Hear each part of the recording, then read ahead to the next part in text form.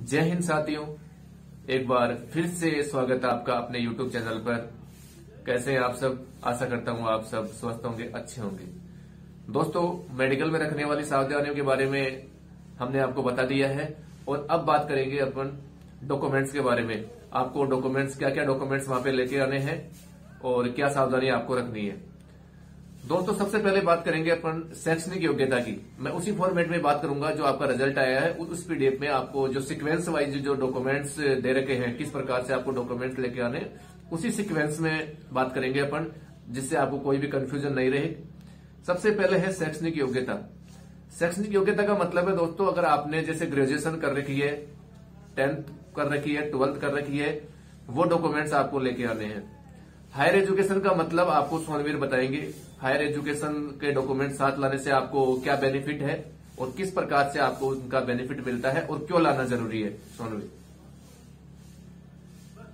नमस्कार दोस्तों, जैसा कि दिनेश सर हायर एजुकेशन की बात कर रहे हैं, तो डॉक्यूमेंट में आप यदि एमए, बीएड, बीए जो भी आपने लास्ट वर्ष में जिस भी संस्था में मतलब जिस भी कक्षा में प्रवेश लिया है, यदि आपके पास उसकी मार्कशीट है तो आप कोशिश करें वो लेके आए, क्योंकि वो मार्कशीट लाने के बाद आपका चयन होने के बाद आपकी एसआर में उस मार्कशीट की एंट्री होगी, जिसका आपको कन्फर्म है कि बेनिफिट मिलेगा। और एसआर में एंट्री होने के बाद आप जैसे ही आपका चयन होता है तो आपका नाम सीनियरिटी में आने की बहुत ज्यादा संभावना रहती है। दिनेश सर, फिर बताओ सर, आप जाति प्रमाण पत्र के बारे में बताओ कुछ। जाति प्रमाण पत्र की बात करें तो जाति प्रमाण पत्र से मतलब है आपका ओबीसी जनरल का जाति प्रमाण पत्र 6 महीने से पुराना नहीं होना चाहिए और नया प्रमाण पत्र होना चाहिए। और SC ST की बात है तो SC ST का एक ही बार जाति प्रमाण पत्र बनता है। दोबारा यदि किसी ने बना लिया है तो वो भी सिलेक्शन कर सकता है। और जाति प्रमाण पत्र पर विशेष इस बात का ध्यान रखें कि जाति प्रमाण पत्र जो ई-मित्र पर बनता है, ऑनलाइन जाति प्रमाण पत्र होता है, वो लेने की कोशिश करें। अब मैं आपको थोड़ा सा बता दूं दोस्तों, अगर आप EWS में कई साथियों को दे रखा है प्रोविजनल से मतलब है, इसका मतलब यह नहीं कि आपको आउट कर देंगे। इसका मतलब यह है कि आप उस वरीयता सूची में है, लेकिन जो प्रोविजनल का डॉक्यूमेंट्स है आपके पास में EWS का, वो डॉक्यूमेंट्स आपको वहां पे लेके जाना है। साथ में EWS का सर्टिफिकेट 2020-21 का आपका वो बना हुआ होना चाहिए। वो डॉक्यूमेंट्स आपसे वहां पे आपका जाति प्रमाण पत्र, EWS का प्रमाण पत्र वहां पे चेक किया जाएगा, इसलिए वो प्रोविजनल वहां पे लिखा जाता है। फिर अपन बात करते हैं मूल निवास की। ये भी एक ही बार बनता है, ये लगभग सबके पास में होगा, ये दोबारा आपको नया बनाने की आवश्यकता है नहीं। फिर है जन्म तिथि।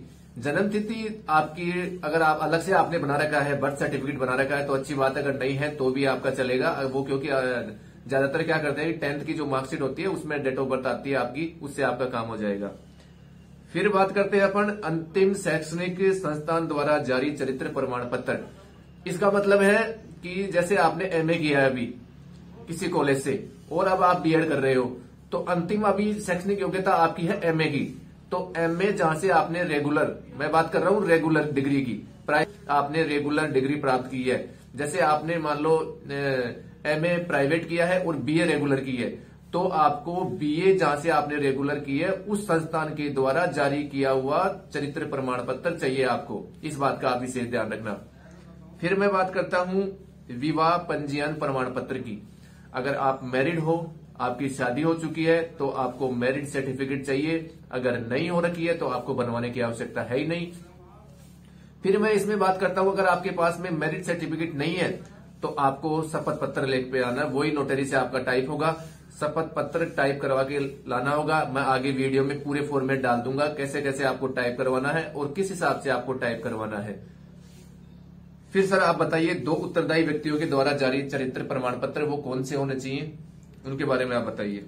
2 उत्तरदायी व्यक्तियों के चरित्र प्रमाण पत्र की बात करें तो अपने जो गांव में या सरकारी हॉस्पिटल में या सरकारी स्कूल में जो फर्स्ट ग्रेड का लेक्चरर है, गजेटेड ऑफिसर या तो उसका चरित्र प्रमाण पत्र एक बना होना चाहिए।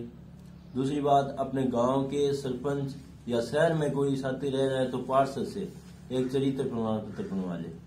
ये 2 मेन चरित्र प्रमाण पत्र होते हैं। और एक आपने जिस स्कूल या महाविद्यालय में लास्ट वर्ष में प्रवेश लिया रेगुलर में, वो डिग्री कंप्लीट हो चुकी है, आपकी डिग्री कंप्लीट हो चुकी है, तो उस प्रिंसिपल से। फिर है दहेज नहीं लेने संबंधी प्रमाण पत्र। वही बात है, अगर आपकी शादी हो चुकी है तो ही आपको ये चाहिए। फिर है संतान संबंधी। ये दोस्तों 2004 के बाद में आपकी कितनी संतान है, अगर 3 संतान है तो जो भी कुछ है आपको वहां पे ब्यौरा देना होगा। अगर आपकी शादी हो चुकी है और आपके बच्चे हैं तो वो पूरी डिटेल आपको वहां पे देनी पड़ेगी, और अगर शादी नहीं हुई है तो आपको ये भी बनवाने की आवश्यकता नहीं है। फिर बात करेंगे, एक से अधिक जीवित पत्नी नहीं होने का प्रमाण पत्र भी आपको देना होगा, वो भी उसी में टाइप हो जाएगा, आपको अलग से इसका प्रमाण पत्र बनाने की आवश्यकता नहीं है। फिर है 2 फोटो पहचान पत्र।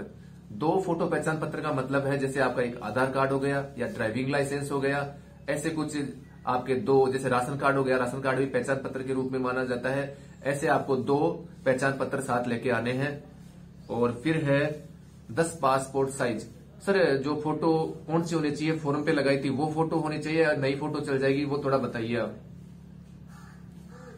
सर पासपोर्ट साइज फोटो की बात करें तो फोटो न्यूनतम फोटो हो तो सबसे बेस्ट रहता है सर। साथियों आपको एक बात विशेष ध्यान रखनी है, इसमें 10 पासपोर्ट साइज आपसे मांगी है, तो मेरा यही सुझाव है अब आपको 10 से ज्यादा ही फोटो रखनी पड़ेगी, क्योंकि जब आपकी ज्वाइनिंग होगी, आप हेडक्वार्टर आएंगे, उस समय भी आपसे बहुत सी फोटो मांगी जाएगी। तो आप 10 नहीं कम से कम 50 फोटो आप बनवा ले, क्योंकि आप लगभग सिलेक्ट तो हो ही गए हो। हर जगह आपकी फोटो की आवश्यकता पड़ेगी, ऑफिसों में आओगे वहां भी आपकी फोटो लगेगी, तो कम से कम आप 50 फोटो का एक सेट बिल्कुल तैयार रखें। क्योंकि फिर बात करते हैं विशेष योग्यता। अगर आपके पास में कोई विशेष योग्यता है, जैसे एनसीसी है और कुछ है, जिसका आपने बेनिफिट फिजिकल के टाइम में लिया है और उसके बल पर आप मेरिट में आए हो, तो आपको वो बिल्कुल लाना जरूरी है, नहीं तो फिर आपकी ज्वाइनिंग रुक जाएगी दोस्तों। जैसे आपने एनसीसी है, एनसीसी से आपको नंबर मिले हैं और इस वजह से आप मेरिट में आए हैं, तो वो सर्टिफिकेट वहां पे साथ जरूर लेकर आए, क्योंकि उससे क्या आगे दोस्तों, जैसे आपके डॉक्यूमेंट्स यहाँ पे जमा होंगे, वो डॉक्यूमेंट्स वेरीफाई होने के लिए अलग अलग डिपार्टमेंट में भेजे जाएंगे, और जैसे ही उधर से अलग अलग डिपार्टमेंट से डॉक्यूमेंट्स वेरीफाई हो जाएंगे तो फिर आपको वहां पे ज्वाइनिंग मिलेगी, इसलिए आप इसका विशेष ध्यान रखें।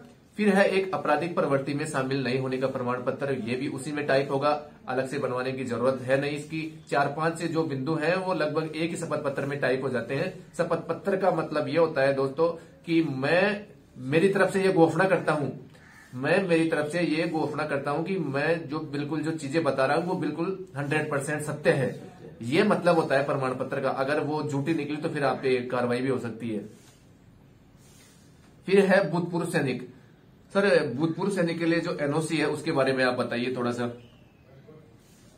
सर भूतपूर्व सैनिक है तो भूतपूर्व सैनिक की जो एनओसी है वो उसको लेके आनी अनिवार्य है, क्योंकि भूतपूर्व सैनिक के बल पे ही उसी कोटे से लगे हैं, उसी कोटे से है, तो उसको वो प्रमाण पत्र लेके आना अनिवार्य है।